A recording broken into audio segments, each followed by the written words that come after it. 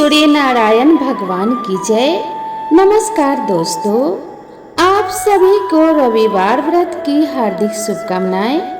रविवार के दिन सूर्य देव की पूजा अर्चना और व्रत करने से बिगड़े काम भी बन जाते हैं और व्यक्ति के सभी रोग दोष नष्ट हो जाते हैं।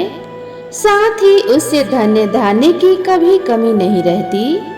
रविवार के दिन व्रत करने के साथ सूर्य देव की कथा सुनने का विशेष महत्व है।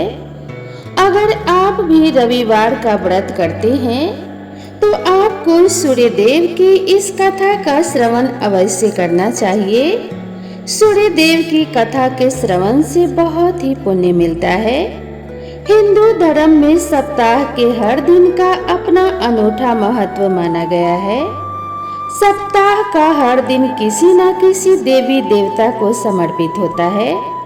इन्हीं में से एक रविवार का दिन भी है जो खास कर सूर्य भगवान को समर्पित है। सूर्य देव को सृष्टि का पालक, जीवन का आधार और समस्त ऊर्जा का स्रोत माना गया है।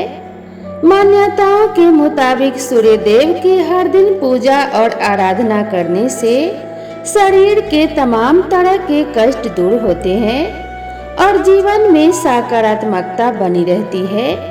अगर आपके भी जीवन में बाधाएं आ रही हैं, आर्थिक परेशानियां आ रही हैं या फिर आपके काम बनते बनते बिगड़ रहे हैं तो रविवार के दिन विशेष तौर पर सूर्य भगवान की पूजा अर्चना करनी चाहिए।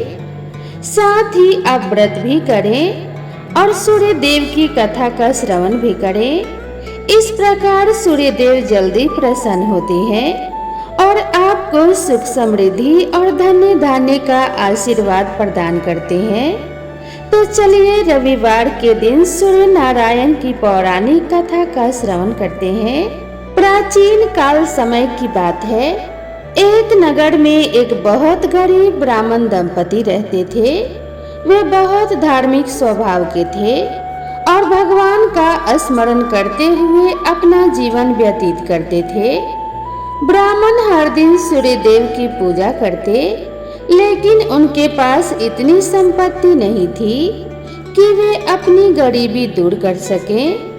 उनकी पत्नी ब्राह्मण महिला घर के काम करती और अपने पति की सेवा करती थी। एक दिन ब्राह्मण की पत्नी ने अपने पति से कहा, स्वामी, हम इतनी गरीबी में जीवन व्यतीत कर रहे हैं। हमारे पास खाने पीने और रहने के लिए पर्याप्त धन नहीं है। क्या हम कभी इस गरीबी से मुक्त नहीं हो पाएंगे?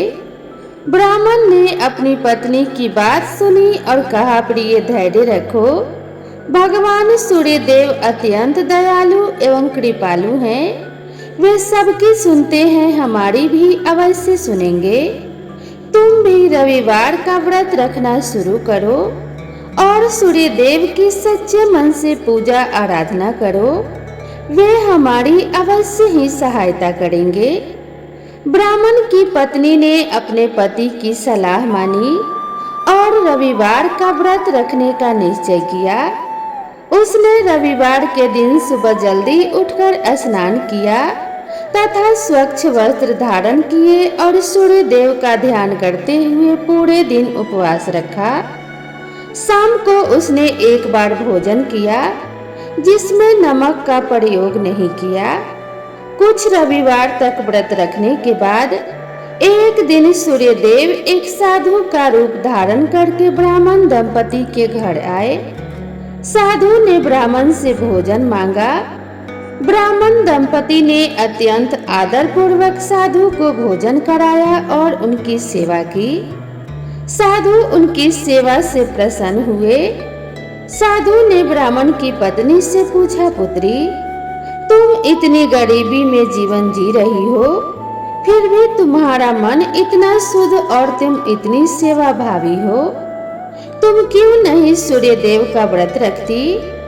उनके व्रत से सारी दरिद्रता दूर हो जाती है और धन्य धान्य तथा सुख समृद्धि की वृद्धि होती है। ब्राह्मण की पत्नी ने उत्तर दिया, महाराज, मैं पिछले कुछ दिनों से रविवार का व्रत रख रही हूँ, लेकिन मेरी गरीबी अभी तक दूर नहीं हुई है। साधु मुस्कुराए और बोले, पुत्री, तुम व्रत तो रख रही हो, लेकिन शायद तुम्हें नियमों का सही ज्ञान नहीं है। रविवार के व्रत में भोजन करते समय नमक का प्रयोग वर्जित होता है। साथ ही भोजन में गेहूं और तेल का भी प्रयोग नहीं करना चाहिए। इस दिन गाय के घी से बने पकवान, फल या दूध दही का सेवन करना चाहिए। व्रत के दिन सूर्य देव को अर्घ्य देना और उनकी आरती करना भी आवश्यक है। अगले दिन व्रत का पालन करने से पहले ब्राह्मणों को भोजन कराना और दान देना चाहिए। साधु ने ब्राह्मण की पत्नी को सही नियमों से अवगत कराया। अगले रविवार से ब्राह्मण की पत्नी ने साधु द्वारा बताए गए नियमों का पालन करते हुए पूरी श्रद्धा और निष्ठा से व्रत रखा। उसने नमक, गेहूं, तेल का त्याग किया और केवल फल और दूध का सेवन किया।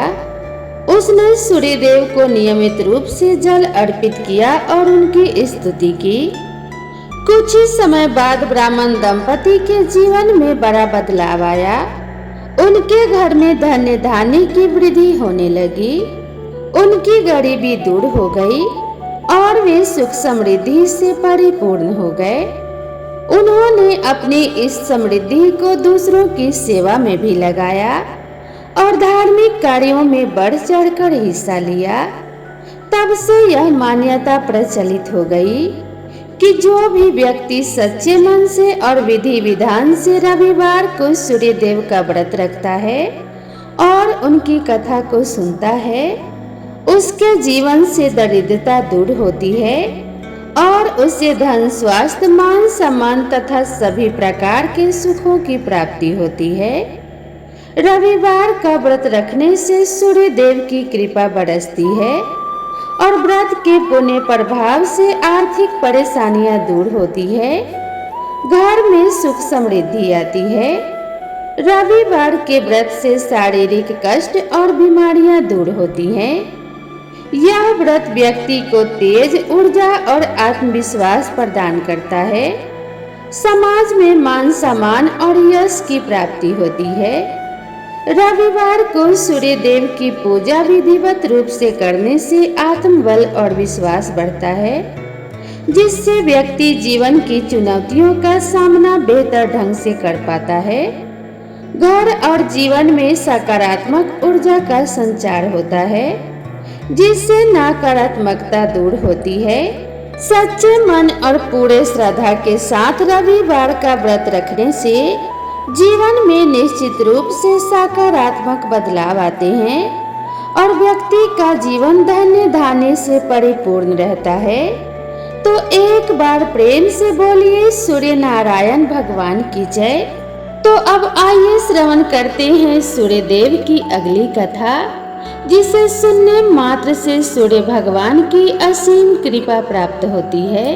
पौराणिक व्रत कथा के अनुसार प्राचीन काल में किसी नगर में एक बुढ़िया माई रहती थी। वह प्रत्येक रविवार को सुबह उठकर स्नान आदि से निवृत्त होकर अपने आंगन को गोबर से लीपकर स्वच्छ रखती थी। फिर सूर्य देव की पूजा करके भोजन तैयार कर भगवान को भोग लगाकर ही स्वयं भोजन ग्रहण किया करती थी। भगवान सूर्य देव की कृपा से उसे किसी भी प्रकार का कोई कष्ट नहीं था। धीरे धीरे उसका घर धन्य धान्य से भर रहा था। उस बुढ़िया माई को सुखी होते देखकर उसकी एक पड़ोसन उससे बुरी तरह जलने लगी। बुढ़िया ने कोई गाय तो पाल नहीं रखी थी, इसीलिए रविवार के दिन घर लीपने के लिए वह अपनी पड़ोसन के आंगन में बंधी हुई गाय का गोबर लाया करती थी। पड़ोसन ने कुछ सोचकर एक दिन अपने गाय को घर के अंदर बांध दिया। अगले दिन रविवार का दिन था और गोबर नहीं मिल पाने के कारण उस दिन बुढ़िया ने सूर्य भगवान को भोग भी नहीं लगाया। जब भोग नहीं लगाया तो उस दिन उसने स्वयं भी भोजन नहीं किया। इस प्रकार सूर्यास्त होने पर वह बुढ़िया भूखी प्यासी ही सो गई। उसने इस तरह से निराहार रहकर व्रत रख लिया। रात में सूर्य भगवान ने उसे स्वप्न में दर्शन दिए और व्रत न करने और उन्हें भोग न लगाने का कारण पूछा। तब बुढ़िया ने बहुत ही विनीत स्वर में पड़ोसन के द्वारा घर के अंदर गाय को बांधने और गोबर न मिल पाने की बात कही। सूर्य भगवान ने अपने भक्त की परेशानी का कारण जानकर उसके सब दुख दूर करते हुए कहा कि हे माता, आज हम आपको एक ऐसी गाय प्रदान करेंगे जो सभी इच्छाएं पूर्ण करती है, क्योंकि आप हमेशा रविवार को पूरा घर गाय के गोबर से लीप कर फिर भोजन बनाकर मुझे भोग लगाकर ही स्वयं भोजन करती हो।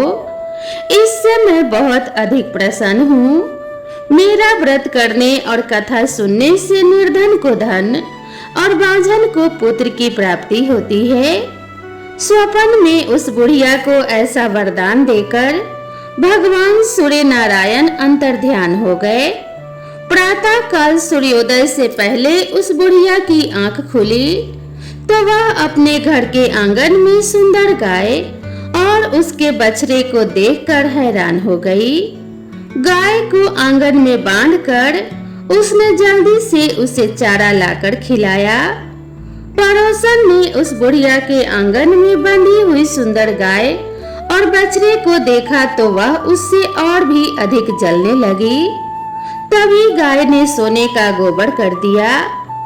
गोबर को देखते ही पड़ोसन की आंखें आश्चर्य से खुली की खुली रह गई।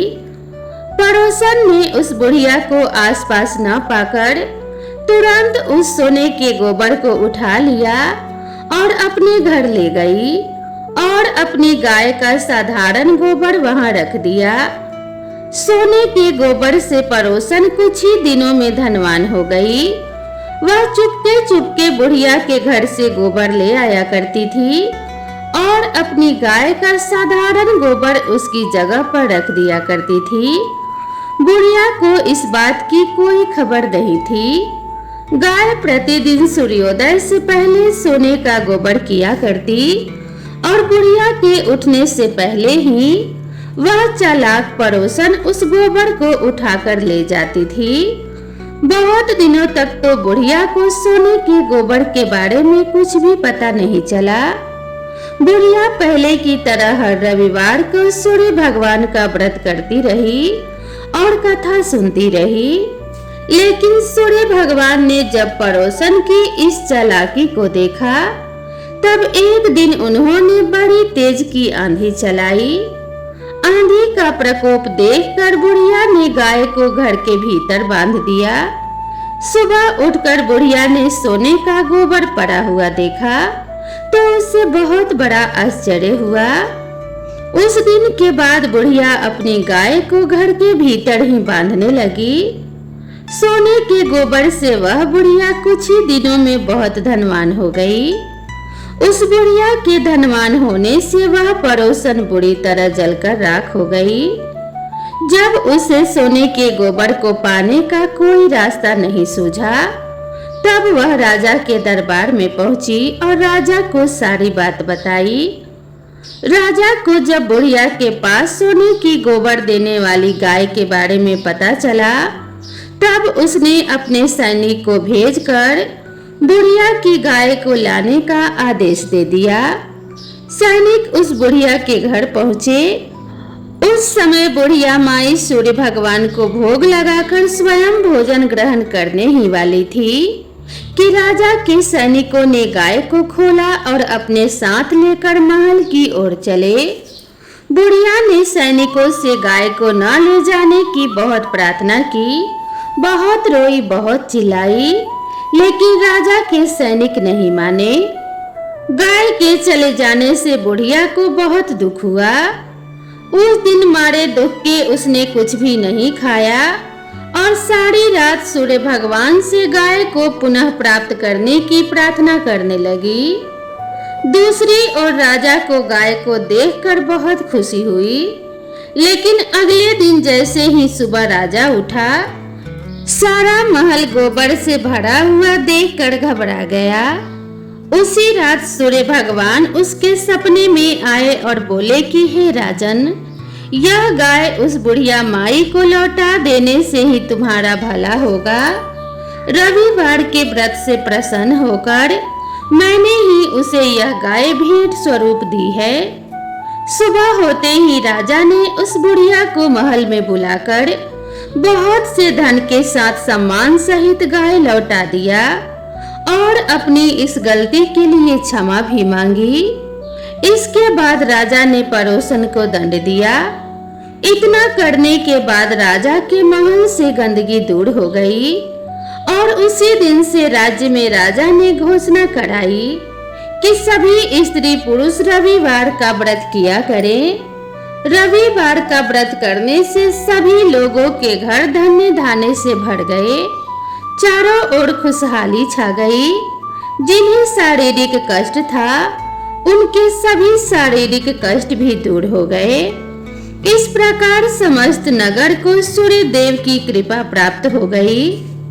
इसीलिए हर रविवार के दिन जो भी भक्त सच्चे मन से सूर्य देव की पूजा करके उपवास रखता है और इस कथा को पढ़ता या दूसरों को सुनाता है, सूर्य देव की कृपा से उसके सभी कष्ट दूर हो जाते हैं। यदि व्रत ना भी रख पाए तो भी सुबह सूर्य देव को अर्घ देकर सूर्य देव की पूजा करके इस कथा को अवश्य ही पढ़ना और सुनना चाहिए। कथा के अंत में और शुरू में प्रेम से जयकारा बोलना चाहिए। बोलिए सूर्य नारायण भगवान की जय। अब आइए श्रवण करते हैं सूर्य देव की दूसरी कथा, जिसे सुनने मात्र से घर में सुख समृद्धि का वास होता है और सभी मनोकामनाओं की पूर्ति होती है। देवलोक के शिल्पकार विश्वकर्मा की एक पुत्री थी जिनका नाम था संज्ञा। वह दिन भर तपती धूप में खेला करती थी। सूर्य की तेज किरणों का जैसे उन पर कोई असर ही नहीं होता था।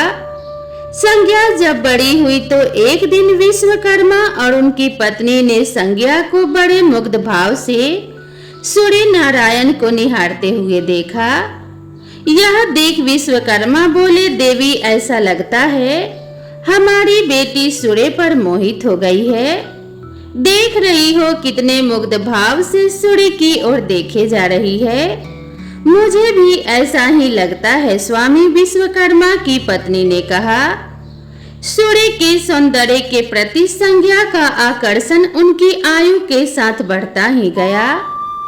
एक दिन विश्वकर्मा ने संज्ञा को अपने साथ हाथी पर बैठाकर सैर को निकले। अपनी पुत्री को सूर्य की ओर निहारते देख उन्होंने पूछा, बेटी अब तुम छोटी नहीं रही, सोचता हूँ जल्दी ही तुम्हारा विवाह कर दूं। बताओ किस देव को तुम चाहती हो? पिताजी, आकाश में सूर्य से बढ़कर कोई तेजस्वी नहीं है, संज्ञा ने उत्तर दिया। ठीक है, हम सूर्य के साथ ही तुम्हारा विवाह करा देते हैं, विश्वकर्मा बोले और अपनी पुत्री को लेकर सूर्य देव के पास पहुँचे। उन्होंने अपनी पुत्री की इच्छा सूर्य देव को बताई तो उन्होंने उनका प्रस्ताव सहर्ष स्वीकार कर लिया और बोले, आपकी पुत्री मेरे साथ विवाह करना चाहती है, यह तो मेरे लिए सौभाग्य की बात है, पर इनसे यह तो पूछ लीजिए कि क्या ये मेरा ताप भी सहन कर पाएगी। विश्वकर्मा संज्ञा को एक ओर ले गए और कहा, सूर्य देव का उत्तर तुमने सुन लिया बेटी, अब बताओ सहन कर लोगी हर ऋतु में उनका ताप? हाँ पिताजी, संज्ञा ने बड़े विश्वास के साथ उत्तर दिया। कुछ ही दिन बाद संज्ञा का विवाह सूर्य देव के साथ हो गया। संज्ञा सूर्य देव के साथ उनके लोक चली गई। पति के साथ संज्ञा के दिन सुखपूर्वक बीतने लगे। फिर उनके यहाँ एक पुत्र पैदा हुआ जिसका नाम रखा गया मनु। अनेक ऋषि मुनि बालक को आशीर्वाद देने आए। यह बालक ज्ञानियों में भी ज्ञानी होगा। ऋषियों ने भविष्यवाणी की, आशीर्वाद सच निकला। जब वह कुछ बड़ा हुआ तो ऋषि मुनियों से शिक्षा ग्रहण करने लगा। सूर्यदेव और संज्ञा को अपने बेटे पर बड़ा गर्व था। वे बहुत ही प्रेम से अपने बेटे का लालन पालन करते थे। अचानक एक बार ग्रीष्म ऋतु में सूर्य की किरणें बहुत ही प्रखर हो गई। उनका तेज अपनी चरम सीमा पर जा पहुंचा। संज्ञा की चमड़ी झुलसने लगी। सूर्यदेव ने उन्हें अपने पास बुलाया तो वह अपनी आंखों पर हाथ रखकर उनके पास पहुंची। सूर्यदेव बोले, संज्ञा मेरी ओर देखो, तुमने अपनी आंखें क्यों ढक ली है? नेत्र खोलो और मेरी ओर देखो, मैं तुम्हारा पति हूँ। स्वामी, आपके ताप से मेरी आंखें खुल नहीं पा रही हैं, संज्ञा ने कहा। इसका अर्थ तो यह हुआ कि तुम मुझे अपने से दूर कर रही हो। विवाह के पूर्व मैंने तुमसे पूछा भी था कि क्या तुम मेरा ताप सहन कर पाओगी। तुम्हारी सहमति पाकर ही मैंने तुम्हारे साथ विवाह करना स्वीकार किया था, लेकिन अब तुम अपने वचन से मुकर रही हो। सूर्यदेव ने कुछ क्रोधित होते हुए कहा। स्वामी, इसमें मेरा कोई भी दोष नहीं, संज्ञा बोली। आपका ताप ही इतना प्रखर है। सूर्यदेव और भी कुपित हो उठे और बोले, सुनो संज्ञा, प्राणवान वस्तुओं को जीवित रखने वाला मैं ही हूँ, परंतु तुमने मेरी ओर से आंखें बंद कर ली। अतः तुम्हारे गर्भ से जो भी बालक उत्पन्न होगा वह यम होगा। यम अर्थात मृत्यु का देवता। संज्ञा वहां से भाग जाना चाहती थी, लेकिन बच्चों का मोह उन्हें विवश किए हुए था। संज्ञा की एक सहचरी थी, उसका नाम था छाया, जो हूबहू संज्ञा की ही प्रतिलिपि थी। संज्ञा ने इस विषय में छाया से मदद लेने का निश्चय किया। संज्ञा ने छाया को बुलाया और अपनी समस्या बताई। संज्ञा की बातें सुनकर छाया बोली, मुझे क्या करना होगा? संज्ञा ने कहा, तुम संज्ञा बनकर मेरे पति के पास जाओ और उनकी पत्नी और मेरे बच्चों की मां बनकर वहीं रहो। छाया ने कहा, उन्होंने मुझसे पूछताछ की तो मैं क्या कहूंगी? संज्ञा ने कहा, कह देना कि मैं संज्ञा हूँ, परंतु भेद मत खोलना। छाया ने कहा, यह सब मैं करूंगी, लेकिन मेरी भी एक शर्त है। सूर्यदेव कभी मुझ पर बिगड़े या फिर शाप देने लगे तो मैं सारा भेद खोल दूंगी। संज्ञा ने कहा कि ठीक है। छाया, अब जाओ और मेरे बच्चों को संभालो। तुमने मुझे बहुत ही कठिन काम सौंपा है संज्ञा, फिर भी मैं भरसक प्रयत्न करूंगी, छाया बोली और वहां से चली गई। उसके जाने के बाद संज्ञा सोचने लगी, मैं मायके चली जाती हूँ। माँ और पिताजी मुझे देखकर बहुत प्रसन्न होंगे। मैं कुछ दिन वहाँ रहूंगी, परंतु पिताजी कहेंगे स्त्री की शोभा पति के घर में रहने में ही है। ऐसे ही विचारों में उलझी संज्ञा मायके को चल पड़ी। रास्ते में उसके मस्तिष्क में उलझने टकराने लगी।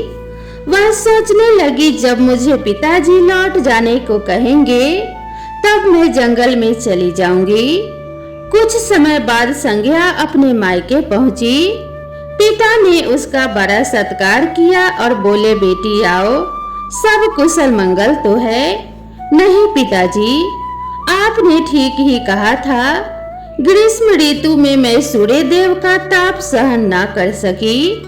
संज्ञा कुछ दिन वहां सुख से रही।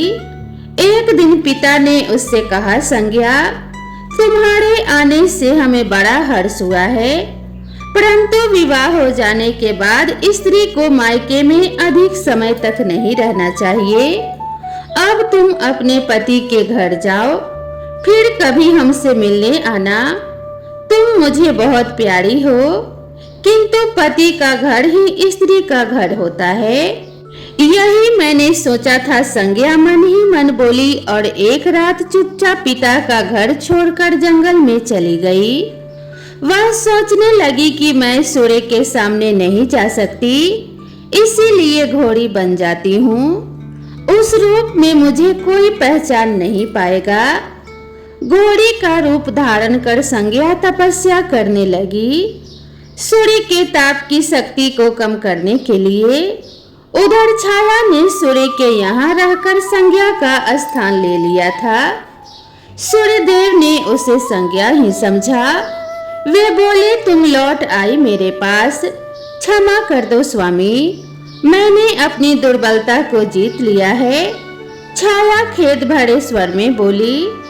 सूर्यदेव ने कहा, संज्ञा, मैं तो कब का तुम्हें क्षमा कर चुका, अब घर की जिम्मेदारी संभालो, बच्चों का लालन पालन करो। छाया ने कक्ष में लेटे दोनों बच्चों पर निगाह डाली और घर की जिम्मेदारियां संभाल ली। छाया इस घर में सुखी थी। वह प्रायः सोचा करती थी, बेचारी संज्ञा, कितना अच्छा घर त्यागना पड़ा उसे, क्या वह कभी नहीं लौटेगी। कुछ समय बीतने के बाद छाया को एक पुत्र पैदा हुआ। पुत्र पैदा होने के बाद वह कुछ चिंतित रहने लगी और मन ही मन विचार करने लगी कि मुझे यह नहीं भूलना चाहिए कि मैं संज्ञा की छाया ही हूँ। छाया ने एक पुत्र और एक पुत्री को जन्म दिया। अब छाया का व्यवहार बदलने लगा।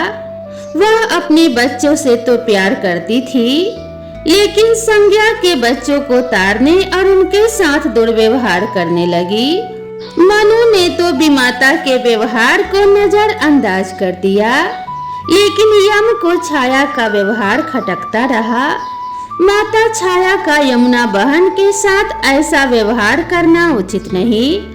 वह अपने बच्चों के साथ तो कितना अच्छा व्यवहार करती है, परंतु हम भाई बहन से नफरत करती है। एक दिन तो हद ही हो गई।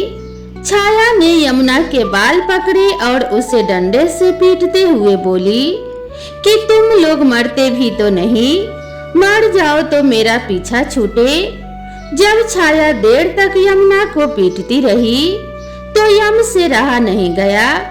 उसने जाकर छाया का हाथ पकड़ लिया और गुस्से से बोला, बस माता, अब तुमने यमुना पर हाथ उठाया तो मुझसे बुरा कोई नहीं होगा। अच्छा, तेरी यह हिम्मत मुझे धमकी देता है। ठहर, आज मैं तेरे पिता से इसकी शिकायत करूंगी। छाया क्रोध से सिहर उठी। छाया ने तो इस डर से सूर्यदेव से शिकायत नहीं की कि कहीं उसका भेद उजागर न हो जाए, लेकिन यम और यमुना ने तंग आकर अपने पिता से उसकी शिकायत अवश्य कर दी। पिताजी, यह स्त्री हमारी माँ नहीं है। यम ने कहा, हाँ पिताजी, पुत्र माता से विमुख हो सकता है, परंतु माता की ममता कभी कम नहीं होती। यमुना भी बोल उठी, मैं देख लूंगा, तुम दोनों जाओ, डरो नहीं, सब कुछ ठीक हो जाएगा। ऐसा कहकर सूर्यदेव ने बच्चों को धैर्य बंधाया, लेकिन बच्चों के जाते ही वे सोच में पड़ गए। बच्चे ठीक कहते हैं, यह अवश्य ही कोई मायाविनी है। सूर्यदेव गुस्से में भरकर छाया के पास पहुँचे और उसके केस पकड़कर झकझोरते हुए बोले, सच बताओ, तुम कौन हो, अन्यथा मैं तुम्हें कठोर दंड दूंगा। ठहरिए स्वामी, भय से कांपती हुई छाया बोली, मैं संज्ञा की छाया हूँ। वह आपकी देखभाल का भार किसी को सौंपे बिना नहीं जाना चाहती थी, इसीलिए मुझे आपके पास भेज दिया। वह कहाँ गई? सूर्यदेव ने पूछा। छाया ने कहा, अपने पिता के यहाँ। सूर्यदेव सीधे विश्वकर्मा के पास पहुँचे और उनसे पूछा, संज्ञा कहाँ है? वह तुम्हारे तेज से बचने के लिए यहाँ आई थी, विश्वकर्मा ने बताया। अब वह कहाँ है? मैंने ध्यान करके पता किया है कि उसने घोड़ी का रूप ले लिया है। वह जंगल में घूमती रहती है और तुम्हारे तेज को घटाने के लिए तपस्या कर रही है, विश्वकर्मा ने सूर्यदेव को बताया। तो आप मेरा तेज घटा दीजिए, फिर उसे खोजने के लिए चलते हैं, सूर्यदेव बोले। विश्वकर्मा ने सूर्यदेव के तेज का 8वां भाग छांट दिया, जिससे उनका तेज घट गया। फिर वे संज्ञा को खोजने निकले। उन्होंने राहगीरों से पूछताछ की कि तुमने इधर कोई घोड़ी देखी है? हाँ, एक विलक्षण घोड़ी को हमने नदी के पास विचरण करते देखा है, राहगीरों ने बताया। उसमें विलक्षण क्या बात है? वह घोड़ी मानवीय भाषा में बोलती है, देव राहगीरों ने उत्तर दिया। तब तो वह अवश्य ही संज्ञा होगी, सूर्यदेव बोले। घोड़ी सूर्य के निकट पहुंचे और कहा, संज्ञा, मैं सूर्य हूँ तुम्हारा पति। अब तुम यह घोड़ी का रूप त्याग दो। जब तक मेरी मनोकामना पूरी नहीं होगी, मैं यह रूप नहीं त्यागूंगी। घोड़ी बनी संज्ञा ने उत्तर दिया, तुम्हारी मनोकामना तो पूरी भी हो गई है, सूर्यदेव ने कहा। सूर्यदेव ठीक कहते हैं बेटी, विश्वकर्मा बोले। मैंने इनके तेज का 8वां भाग कम कर दिया है। पिता से आश्वासन पाकर संज्ञा ने अपना घोड़ी वाला रूप त्याग दिया और अपने स्वाभाविक रूप में आ गई। वह हर्ष और विभोर से अपने पिता से लिपट गई और फूट फूट कर रोने लगी। फिर संज्ञा ने झुककर सूर्यदेव के पांव छुए और पूछा, स्वामी, हमारे बच्चे तो सकुशल है ना? हाँ, दोनों बच्चे ठीक हैं। मानो यम और यमुना को अब फिर से माँ मिल जाएगी। सूर्यदेव ने मुस्कुराकर कहा, मैं अब कभी भी अपना घर त्याग कर नहीं जाऊंगी, संज्ञा बोली। आप छाया को क्षमा कर देना और अपने साथ ही रखना। दोनों का मिलन देखकर विश्वकर्मा ने भी अपना आशीर्वाद प्रदान किया। जाओ और सदा सुख शांति से रहो। सूर्यदेव और संज्ञा सूर्यलोक पहुंचे और छाया और बच्चों के साथ आनंद पूर्वक रहने लगे। तो प्रेम से बोलिए सूर्य नारायण भगवान की जय। दोस्तों, आप सभी को यह वीडियो कैसी लगी कृपया कमेंट करके जरूर बताएं और इसी तरह की नई नई कथा और नई नई कहानियों के लिए मेरे चैनल से जुड़े रहें। तो मिलते हैं इसी तरह की नेक्स्ट वीडियो में। तब तक आप सभी दोस्तों से निवेदन है कि चैनल पर पहली बार आए हैं तो चैनल को सब्सक्राइब जरूर करें और इसी तरह की नई नई कथा और नई नई कहानी के लिए मेरे चैनल से जुड़े रहें। तो मिलते हैं नेक्स्ट वीडियो में, तब तक के लिए राधे राधे।